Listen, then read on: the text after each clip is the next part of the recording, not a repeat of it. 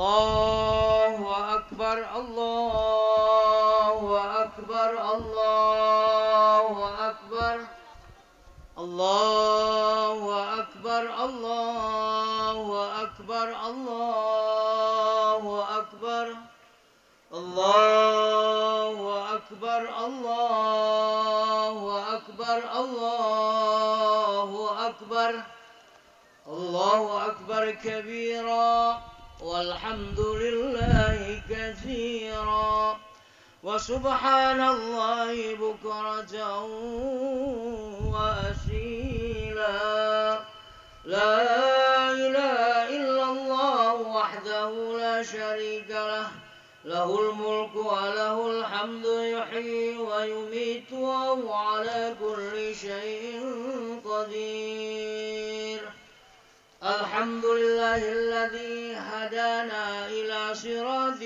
مستقيم دينا قيما ملة إبراهيم حنيفا وما كان من المشركين أشهد أن لا إله إلا الله وحده لا شريك له الملك الحق المبين وأشهد أن سيدنا ونبينا محمدا عبده ورسوله الصادق الوعد الأمين اللهم فصل وسلم على هذا النبي الكريم وعلى آله وصحبه ومن تبعهم بإحسان إلى يوم الدين أما بعد فيا عباد الله أوصيكم ونفسي بتقوى الله فقد فاز المتقون فقد قال الله تعالى في القرآن الكريم أعوذ بالله من الشيطان الرجيم يا أيها الذين آمنوا اتقوا الله وقولوا قولا سديدا يصلح لكم أعمالكم ويغفر لكم ذنوبكم ومن يطع الله ورسوله فقد فاز فوزا عظيما أيها المسلمون والمسلمات قد أصبحتم في هذا اليوم في عيد مبارك عيد الأضحى يوم القربين فاتقوا الله ما استطعتم وافعلوا ما أمرتم وانتهوا عما نهاكم وحذركم ربكم ونبيكم أيها المتقون. Kaum muslimin wal muslimat jamaah Idul Adha yang dirahmati Allah, hari ini kita diberi kesempatan kembali usia untuk menjumpai bulan historical human sacrifice, sejarah pengorbanan manusia.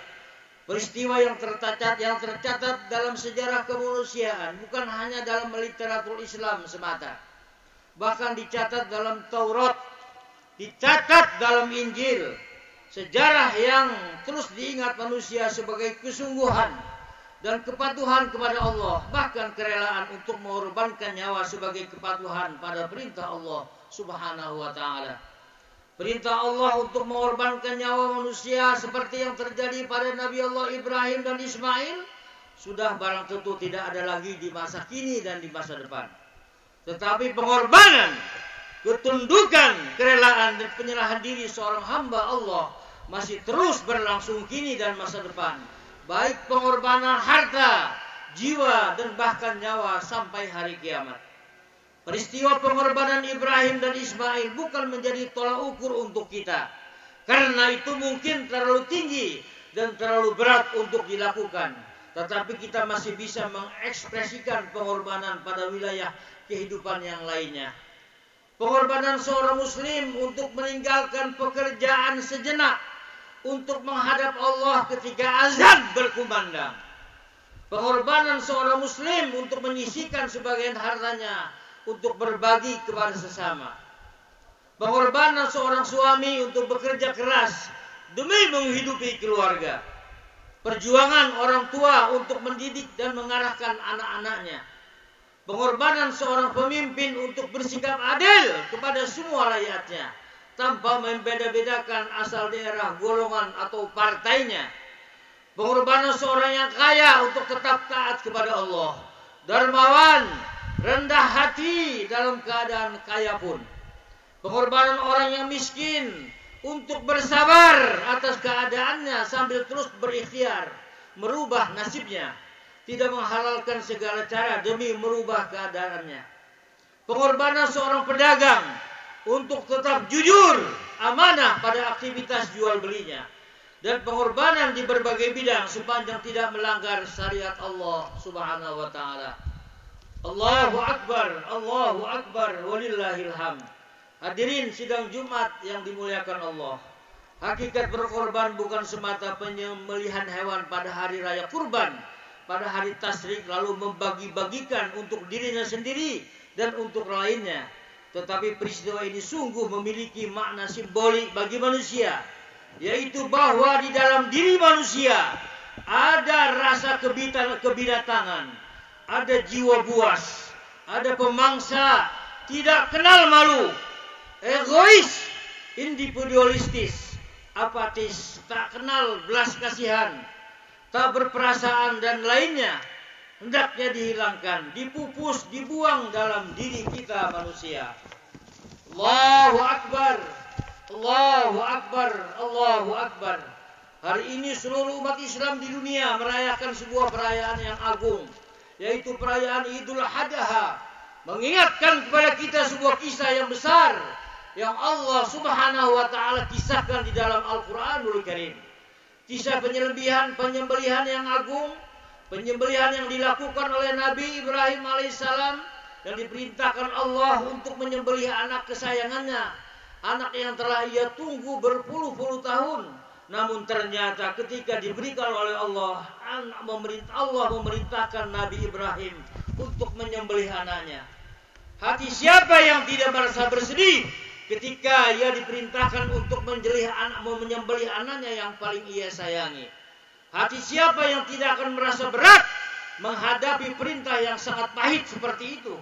Namun itulah saudaraku, keimanan yang berbicara, ketundukan dan kepatuhan atau taslim yang sangat sempurna kepada Allah Subhanahu wa taala Rabbul Izzati Al-Jalalah. Ketika Nabi Ibrahim mengemukakan mimpinya kepada anaknya yang bernama Nabi Ismail, "Inni ara fil manami anni azbahuka fanzur madza tara." Wahai anakku, aku melihat dalam mimpiku bahwa aku menyembelih engkau. Bagaimana pendapatmu, Nak? As-Saffat surat 37 ayat 102. Bahwa mimpi para nabi adalah wahyu. Dengarkan, subhanallah, dengarkan jawaban Nabi Ismail, seorang anak yang sangat berbakti kepada kedua orang tuanya, seorang anak yang tunduk dan patuh kepada Rabb-nya. Apa jawabannya? Ya abati fa'al ma tu'maru satajiruni insyaallahu minas sabirin. Wahai ayahku, lakukanlah apa yang diperintahkan oleh Allah kepadamu. Engkau akan mendapatkan aku insyaallah termasuk orang-orang yang sabar. Allahu akbar, Allahu akbar, Allahu akbar, walillahil hamd. Kisah yang sangat agung, saudaraku. Ini menggambarkan betapa Ibrahim dan Ismail adalah dua orang yang sangat tunduk kepada Allah. Itulah yang diinginkan kita sebagai hamba muslim yang mengatakan, aslamtu wajhiya lillah. Aku Islam kepada Allah. Surat Ali Imran, surat ketiga ayat 20. Islam yang artinya menyerahkan diri kepada Allah dan menunduk dan dengan ketundukan dan kepatuhan kita kepada Allah. Oleh karena itu Allah Subhanahu wa taala bersumpah bahwa tidak akan sempurna keimanan seseorang hamba sampai ia taslim. Allah berfirman dalam surat An-Nisa ayat 65, "Fala wa rabbika la yu'minuna hatta yuhaqqimuka fima syajara bainahum thumma la yajidu fi anfusihim harajan mimma qadaita wa yusallimu taslima. Tidak, demi Rabbmu, mereka tidak beriman sampai mereka beriman kepadamu wahai Muhammad dalam perkara yang mereka perselisihkan, kemudian mereka tidak mendapatkan dalam hati mereka rasa berat untuk menerima keputusanmu, kemudian mereka taslim, yaitu menyerahkan dirinya kepada Allah dengan sebenar-benarnya penyerahan. Allahu Akbar, Allahu Akbar, Allahu Akbar, walillahil hamd. Setiap kita yang mengatakan dirinya Islam, yang mengatakan dirinya beriman, pasti diuji oleh Allah Subhanahu wa ta'ala. Tetapi kita tidak akan diuji seperti Nabi Ibrahim dan Nabi Ismail. Kita tidak akan diuji seperti Nabi Muhammad sallallahu alaihi wasallam. Karena ujian seorang hamba disesuaikan dengan keimanan mereka. Nabi bersabda, "Asyaddun nas bala'an al-anbiya, tsummal amsal fal amsal." Orang yang paling keras ujiannya, orang yang paling keras cobanya adalah para nabi, kemudian orang-orang soleh, kemudian setelahnya. Namun ketahuilah saudaraku, ketika kita mengucapkan kami beriman, kami Islam, jangan kita anggap Allah tidak akan menguji kita. Pasti kita akan diuji dengan perintahnya dan tentunya dengan larangannya, dengan musibah-musibah yang menimpa kehidupan kita. Allah Subhanahu wa ta'ala berfirman, Alif Lam Mim, hasiban nas ay yutraku ay yaqulu amanna wa hum la yuftanun wa laqad fatanna alladhina min qablihim fala ya'lamanna Allahu alladhina sadaqu wa la ya'lamanna al-kadhibin. Al-Ankabut surat 29 ayat 1. Alif Lam Mim, apakah manusia mengira akan dibiarkan berkata kami beriman sementara dia tidak akan diuji? Sungguh kami telah menguji orang-orang sebelum kalian. Dengan ujian itu kami mengetahui siapa yang jujur keimanannya dan siapa yang berdusta. Allahu Akbar, Allahu Akbar, Allahu Akbar, walillahil hamd. Allah memerintahkan kita segala macam perintah, semua ujian agar kita melihat siapa yang mau tunduk kepadanya dan siapa yang membangkang dan menyombongkan diri. Terkadang ujian Allah adalah perkara sesuatu yang sangat kita tidak sukai, yang terkadang seorang hamba dengan ujian itu timbul di hatinya berburuk sangka kepada Rabb-Nya. Itulah kadar keimanan kita, wahai saudaraku. Allahu Akbar, Allahu Akbar, Allahu Akbar, walillahil hamd. Nabi Ibrahim alaihissalam ketika mengatakan kepada anaknya, wahai anakku, aku melihat dalam mimpiku, aku menyembelih engkau. Bagaimana pendapatmu? Subhanallah. Jawaban Nabi Ismail tidak berkata, mengapa ayahku? Mengapa begini? Mengapa begitu? Tidak. Nabi Ismail berkata, ya abati fa'al ma tu'maru satajiduni insyaallahu minas sabirin. Wahai ayahku, lakukan apa yang diperintahkan oleh Rabb-mu. Bayangkan dan coba bandingkan di zaman sekarang. Berapa banyak kaum muslimin yang mengatakan dirinya Islam, tetapi ketika diperintahkan oleh Allah, dia berkata, mengapa Allah memerintahkan begini? Apa alasan Allah memerintahkan begini? Mengapa Allah melarang itu dan ini? Subhanallah. Tidak demikian dengan seorang muslim. Seorang muslim ketika diperintahkan Allah, yaitu kewajiban dia adalah sami'na wa ata'na. Kami mendengar dan kami taat. Baik dia tahu hikmahnya maupun dia tidak tahu hikmahnya. Subhanallah. Nabi Ismail berkata, ya abati fa'al ma tu'maru satajiduni insyaallahu minas sabirin. Wahai ayahku, lakukan apa saja yang diperintahkan oleh Allah kepadamu. Engkau akan mendapati aku insyaallah termasuk orang-orang yang sabar. As-Saffat surat 37 ayat 102. Ini menunjukkan bahwa kepada kita dalam beriman sangat membutuhkan kesabaran. sabar dalam melaksanakan perintah Allah, sabar untuk meninggalkan larangan-larangan Allah, sabar untuk menghadapi berbagai macam musibah yang mendatangi kehidupan kita. Wallah, tanpa kesabaran kita tidak bisa beriman kepada Allah. Sayyidina Ali berkata, as-sabru fil iman bimanzilatir rasi minal jasad. Kesabaran dalam keimanan seperti kepala untuk badan kita. Sebagaimana badan tidak akan hidup tanpa kepala, iman pun tidak akan pernah hidup tanpa kesabaran. Mendirikan sholat, kita butuh kesabaran. Allah berfirman, wa'mur ahlaka bis salati wastabir 'alaiha. Perintahkan keluargamu untuk salat dan sabarlah di atas salat. Untuk melaksanakan puasa dan haji demikian pula perintah-perintah Allah. Demikian pula meninggalkan larangan-larangan Allah. Itu semua butuh kesabaran. Tanpa kesabaran kita akan terseret di dalam jurang kenistaan. Tanpa kesabaran kita akan mudah untuk mengikuti perintah setan. Tanpa kesadaran kita akan sabar, tidak akan sabar untuk menanti perintah Ar-Rahman dan Ar-Rahim. Allahu Akbar, Allahu Akbar, Allahu Akbar, walillahil hamd. Allah berfirman, ya ayyuhalladzina amanu sabiru wasabiru warabitu wattaqullaha la'allakum tuflihun. Wahai orang-orang yang beriman, bersabarlah dan jagalah kesabaran kalian. Kuatkanlah kesabaran kalian dan jagalah di tapal batas dan bertakwalah kepada Allah agar kalian menjadi orang-orang yang beruntung. Di sini Allah menyebutkan bahwa keberuntungan itu kita dapatkan di saat kita bersabar, kemudian menguatkan kesabaran kita dan terus bersabar, berjaga di tapal batas, menjaga amalan-amalan kita. Jangan sampai amalan kita kemudian dimasuki oleh riya, oleh sum'ah, oleh perasaan-perasaan ingin dihargai, oleh sesuatu yang akhirnya amalan itu tidak akan berbuah hasil dan ketakwaan kepada Allah Rabbul Izzati Azza wa Jalla. Allahu Akbar, Allahu Akbar, Allahu Akbar, walillahil hamd. Maka setiap kita akan memilihkan diri kita sendiri. Sejauh manakah ketaatan kita kepada Allah?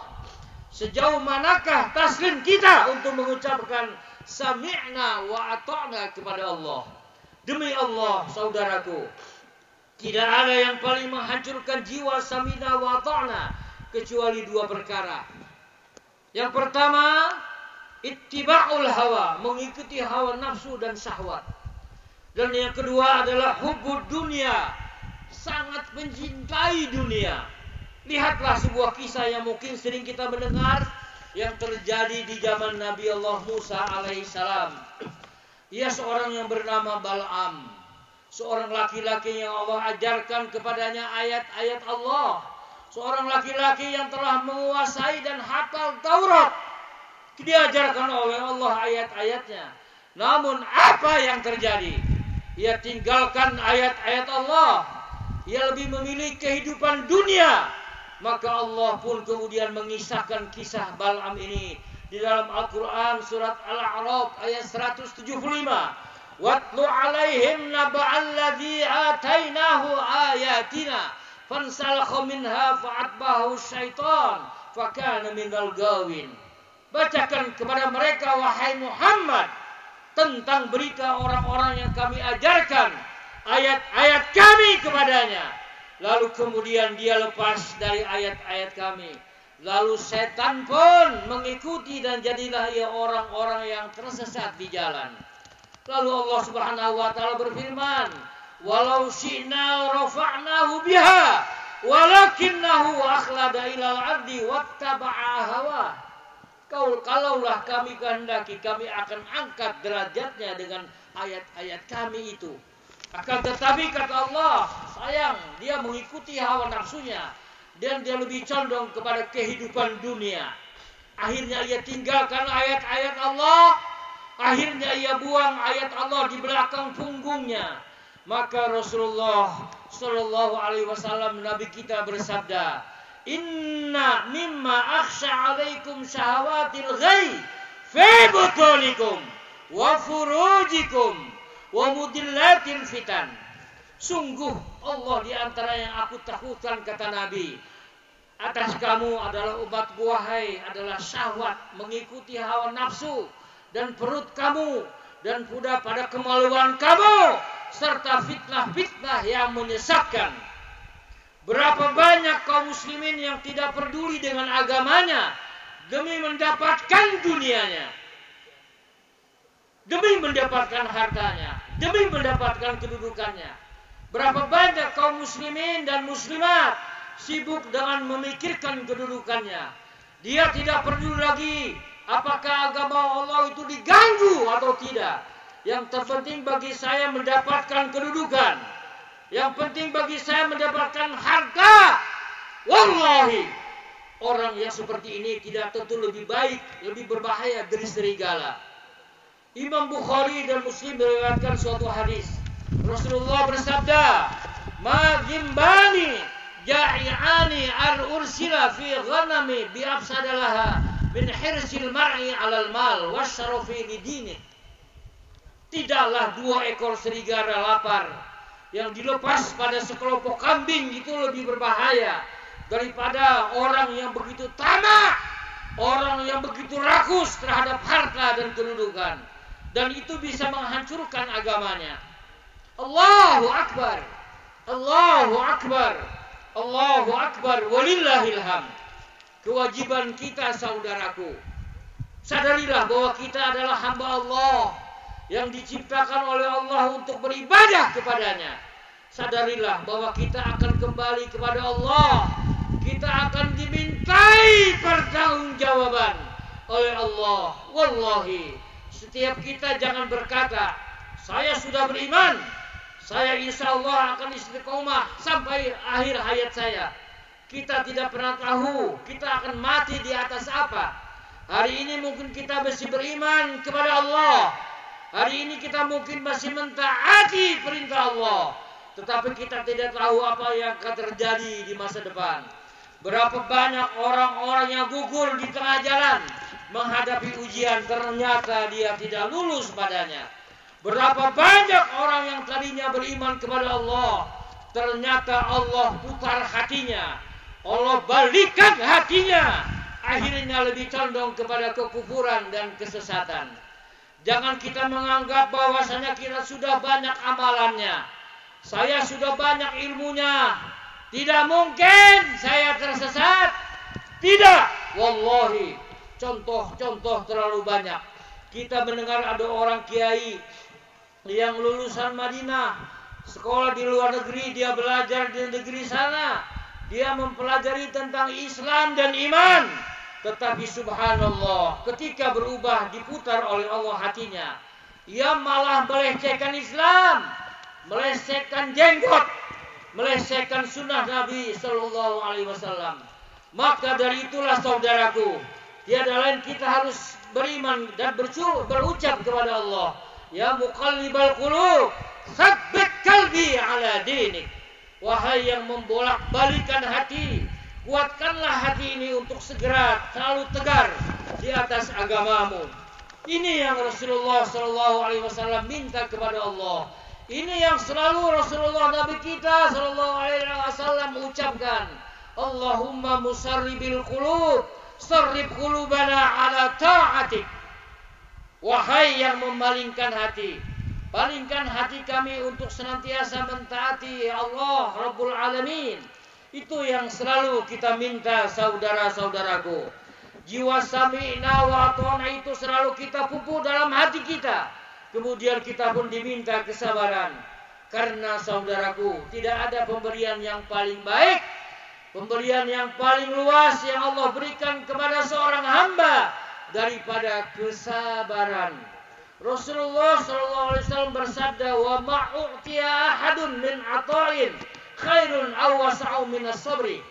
Tidaklah seorang hamba diberikan pemberian yang paling baik dan yang paling luas, yaitu daripada kesabaran. Subhanallah, bila Anda diberi kesabaran oleh Allah untuk mentaati Allah, untuk menjauhi larangan-larangan Allah, kemudian untuk mendapatkan musibah, maka pujilah Allah. Lalu mintalah kepada Allah istiqomah agar kita diwafatkan dalam iman dan Islam. Sebagaimana Nabi Allah Yusuf berdoa kepada Allah dalam surat Yusuf surat ke-12 ayat 101, tawaffani musliman wa alhiqni bis-shalihin. Ya Allah, ya Tuhan kami, ya Allah, ya Rabb, wafatkan aku dalam keadaan Islam dan masukkan aku termasuk orang-orang yang soleh. Semoga Allah Subhanahu wa taala selalu memberikan kepada kita. Semoga Allah memberikan kepada kita rasa istiqomah. Semoga Allah memberikan kita kekuatan untuk selalu mendengar dan taat kepadanya, mematuhi perintah-perintahnya, menjauhi larangan-larangannya. Semoga Allah Subhanahu wa taala memberikan kepada kita semua kesabaran, demikian pula ketakwaan, demikian pula keikhlasan, sehingga kita termasuk orang-orang yang bisa istiqomah dalam hayatnya. Barakallahu li wa lakum fil Qur'anil azim wa nafa'ani wa iyyakum bima fihi minal ayati wadh-dhikril hakim wa taqabbala minni wa minkum tilawatahu innahu huwas sami'ul alim. Aqulu qawli hadza wa astaghfirullahal azim li wa lakum wa lisairil muslimin wal muslimat wal mu'minina wal mu'minat fastaghfiru innahu huwal ghafurur rahim.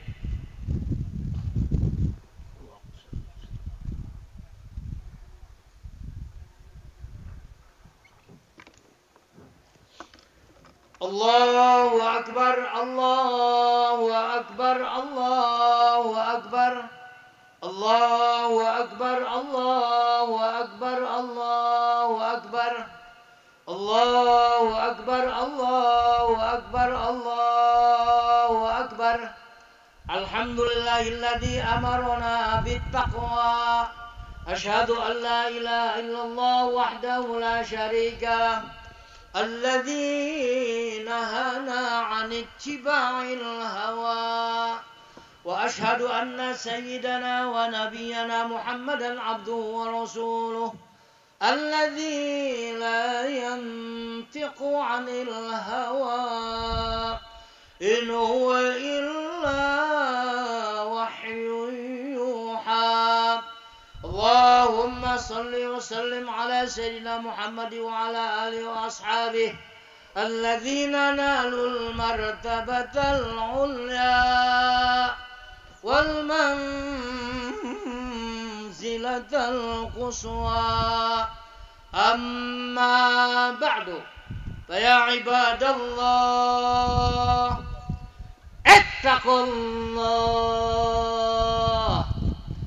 اتقوا الله فقد وصى الله الأولين والآخرين بالتقوى حيث قال ولقد وصينا الذين أوتوا الكتاب من قبلكم وإياكم أن اتقوا الله وإن تكفروا فإن لله ما في السماوات وما في الأرض وكان الله غنيا حميدا. واعلموا أن الله صلى على نبيه قديما فقال تعالى إن الله وملائكته يصلون على النبي يا أيها الذين آمنوا صلوا عليه وسلموا تسليما. اللهم صل وسلم وبارك على سيدنا محمد وعلى آل سيدنا محمد كما صليت على آل إبراهيم وعلى آل إبراهيم وبارك على سيدنا محمد وعلى آل سيدنا محمد كما باركت على آل إبراهيم في العالمين إنك حميد مجيد. وارض اللهم عن أصحابه وقربته وأزواجه وذريته أجمعين وعن الخلفاء الراشدين أبي بكر وعمر وعثمان وعلي وعلى بقية الصحابة والتابعين وعن التابعين وتابع التابعين ومن تبعهم بإحسان إلى يوم الدين وعلينا معهم برحمتك يا أرحم الراحمين. اللهم اغفر للمسلمين والمسلمات والمؤمنين والمؤمنات الأحياء منهم والأموات، واكتب اللهم السلامة والعافية علينا وعلى عبيدك الحجاج وعلى عبيدك الحجاج وعلى عبيدك الحجاج والجزات والمسافرين في برك وبحرك وهوائك من المسلمين من أمة محمد أجمعين. اللهم ارشد أمراءنا وزعماءنا وقضاتنا وأسعد إندونيسيا بلادنا وأرخص أسعارنا وطول أعمارنا ولا تسلط علينا بذنوبنا من لا يخافك ولا يرحمنا. ربنا اغفر لنا ولوالدينا وارحمهم كما ربونا صغارا. ربنا اغفر لنا ولإخواننا الذين سبقونا بالإيمان ولا تجعل في قلوبنا غلا للذين آمنوا ربنا إنك رؤوف رحيم. اللهم أرنا الحق حقا وارزقنا اتباعه وأرنا الباطل باطلا وارزقنا اجتنابه. اللهم إنا نسألك الفتوح والمنوح والرسوخ والتوبة النصوح وصلح الجسد والقلب والروح. اللهم كما أنعمت علينا فزد وكما زدت علينا فبارك وكما باركت ولا تسلب.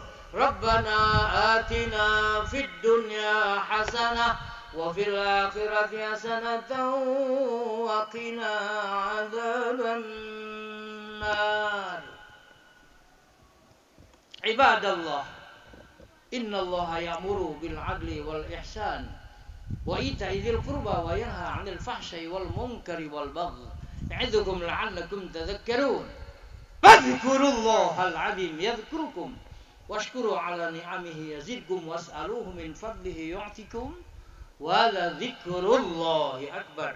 الله أكبر الله